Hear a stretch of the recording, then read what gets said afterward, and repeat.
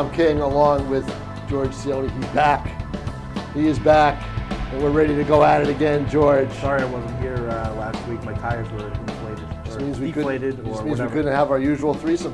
George Marcellano will join us later on in the local segment. But you and I have some serious business to discuss. I think we're probably both in agreement that the NFL went a little bit overboard on the suspensions. Just a little to bit. Tom Brady. Just a little bit. Right. But they had to do something. Well, of course they had to do something. Right. And what do you think they should have done? I mean, personally, I've been going back and forth on social media with different people. As far as I'm concerned, I don't think there was a suspension list for Brady at all. Mm-hmm. I'm thinking a hefty fine, but not a suspension. See, I say he had to be suspended. I was getting a lot of grief from a couple of my friends on Facebook because I was comparing it. It's an equipment violation, as far as I'm concerned. You look at the NHL, equipment violation, a curved hockey stick is a penalty. George, you are talking about a league that employs people to sit in the press box and zoom in with binoculars on players who aren't wearing their socks right. Okay? This is what this league does. You mean a league that doesn't want to invest in cameras all around the end zone and make sure they get touchdowns right? that too. But this is what this league does. Tom Brady needed to be suspended not because of the equipment violation or anything else.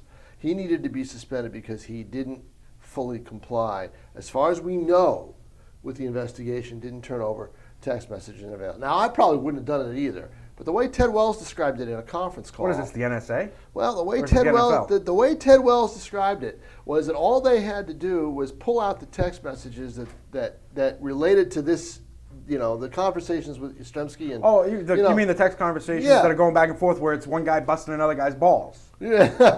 It's not actual evidence. Pretty it's much. Guys busting balls like you do in a locker room. Hey, I'm the deflator. Ha ha. They ha, wanted ha. those messages, and unfortunately, according to the NFL Constitution, failure to comply means you're going to get in trouble. You're going to be a bad boy. You're going to get a timeout.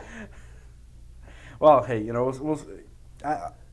the thing that really the thing that gets me, and I think that the NFL is right on, and I think Bob Kraft is fuming about, is losing the first round pick. Oh, I don't think they're right. How do you think they're right on that? I think they're absolutely right on that. Why? Okay, in the How could they be possibly ready? I'm losing a first. Ready? Are you ready for this? Because as you said, Tom Brady didn't comply with the investigation supposedly, right? Right. So you're saying suspended is good. Okay. Well, that's the thing. A fine. Is they're going to get they got hit with a fine.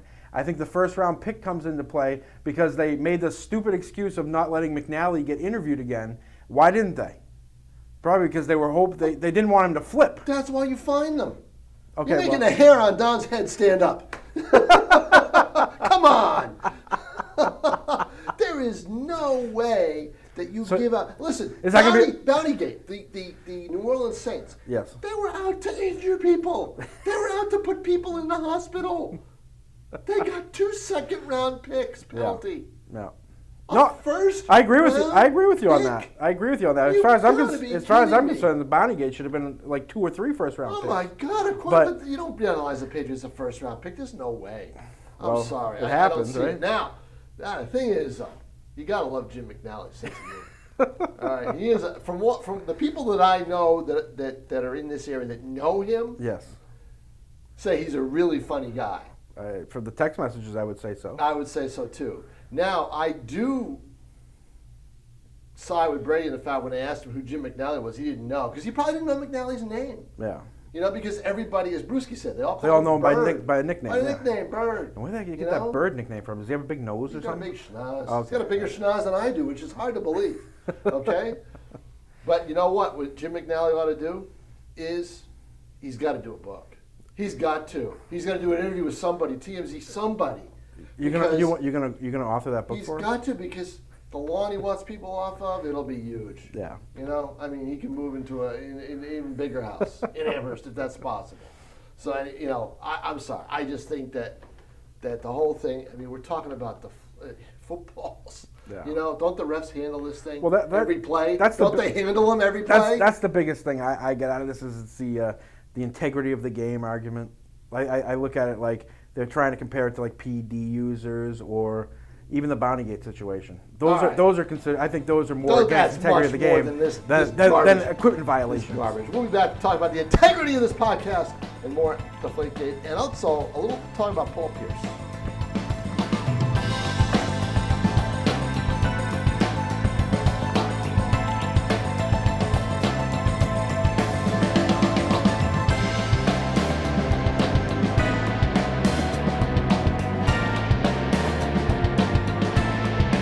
All right. What do the Patriots do now? Do they go to court? Probably not. The team can appeal certain things, I believe. But Tom Brady obviously has the right to appeal through the union, and I'm sure he will appeal. It's probably already written. It was probably written before the ruling even came down. I don't think so. Well, the appeal? Yeah, he probably had the appeal written, and they added in how many games it was or what the penalty was. And Well, in other words, you think they... he was ready to go ahead of time. He knew he was going to get something. Yeah, I know, but I don't think this 4-game suspension is a result of that, of appealing to the league. I think No.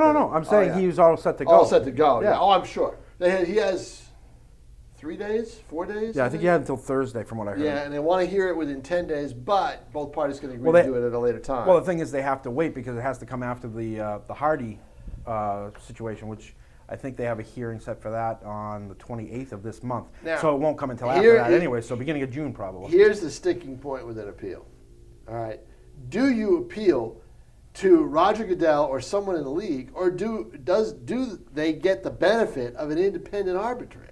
I have a feeling if they do appeal, you mean the team or Brady? I think normal appeals are heard through to the league, right? Yeah, he has like a little I think peon that he sends out there. I think there's a way they can get somebody outside the league to hear this and go to binding arbitration. Well, there have been other situations that went outside the league, but I think they went through the league first, and then if they didn't like what they want, they pushed it further if they wanted to. I don't think you can. I think once the appeal is handed down, you got to do the crime, you do the time, and that's it.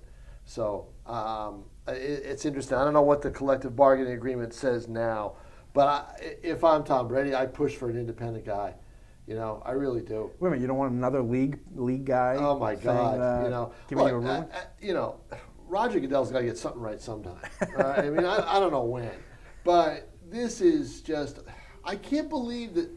I've never seen. The other thing too is I've never seen a country so mesmerized by 1 pound per square inch. I really don't. Here's what I think happened. I think Brady told, Heckle and Jekyll, look, I want the balls a certain way. Yeah. I don't care what you got to do. Just make sure it gets done. Yeah. And I think they said, get him as low as you can without being caught. Well, within the legal limit, I think. Yeah. He says he likes it at 12.5. Yeah. Why would he want him softer? I mean, because he would want him softer. I say, I have a solution to the whole problem. Nerf footballs. Oh, jeez. That's what we use, Nerf balls. But anyway, that's enough of that. Well, I guess it's good. I guess it's a good thing they didn't trade Garoppolo, huh? Oh boy, I'm telling you, I told you. See, no way, no way. Now, Paul Pierce, Celtic fans, what's it like? I'm not a Celtics fan, so what's it like? I don't know why you're asking me. I'm not an NBA fan, so. What's it like for a Celtics fan to sit and watch Paul Pierce do what he's doing in a Wizards uniform? I've never. Usually, the great Celtics that go elsewhere to finish out their careers don't succeed. Yeah, because they're over the hill. They're washed up there. I mean they're elsewhere for a reason. I mean, Paul Pierce is up there left. too. I mean, he's got a little bit. Up there, he's got a little bit there. Well, he's clutch. And I mean, I do have a lot of family that are like die-hard Celtics fans, and they are Wizards fans right now in the playoffs. So. I mean, they're behind him. They're supporting him. They're excited to see what's happening. Are Celtics fans unhappy that Paul Pierce is not wearing their uniform? I don't understand that. I don't know. The guy was one of the greatest Celtics of all time. He's in that league of retired numbers. Yeah, but I mean, at the same, I'm kind of confused where you're coming at this from. Like, are you surprised that people were actually happy that he's with the Wizards? If Larry Bird was wearing another uniform, people would scream. Yeah, I think that would be a little different. Level, yeah. But still, he's not that far off. Yeah, but I think that would be a little bit different. But they also, I think a lot of fans realized where the Celtics were going. They knew they had to make deals, before these guys really aged out.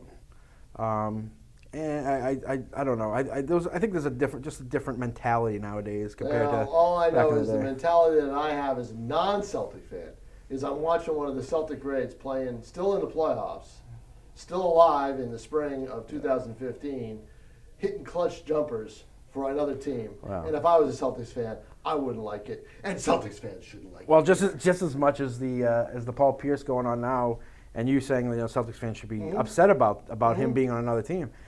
There are just as many Celtics fans that were happy and enjoyed watching Rondo's implosion at the end. I'm sure. For Dallas. Oh, I'm sure. And now we'll see where Rondo ends up for the league minimum, probably. Who knows? Somebody will be stupid enough to give him money. Anyway, no minimum on local talk.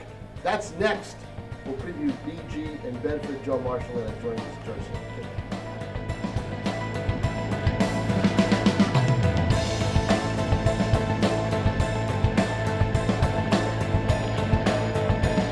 Time now for our Local 5. Joe Marshall and joining me. I'm Tom James. Joe, we always end up talking about lacrosse to start off, but you know what? The reason for that is it's got the biggest games coming up. We've got some good teams in our No area kidding. too. We got some really good teams, and two of them are going to play in perhaps the game of the year on Thursday.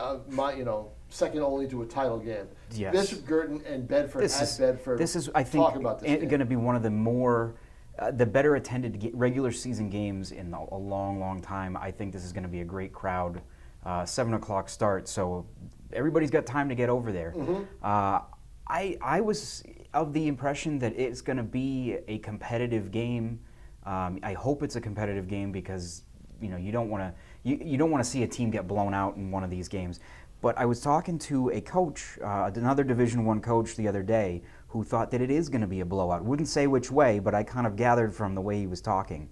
BG is probably the favorite going into this one, and I guess they have to be, despite the fact that Bedford's won. I think they play Salem today, today, and that would be win number 72 in a row. 72 games in a row against BG, who's actually got a loss this year, I believe, right? This year. They lost to Xavier and Brothers. Xavier and Brothers, who is a very good Massachusetts team, probably a top 5 team in Mass. Right.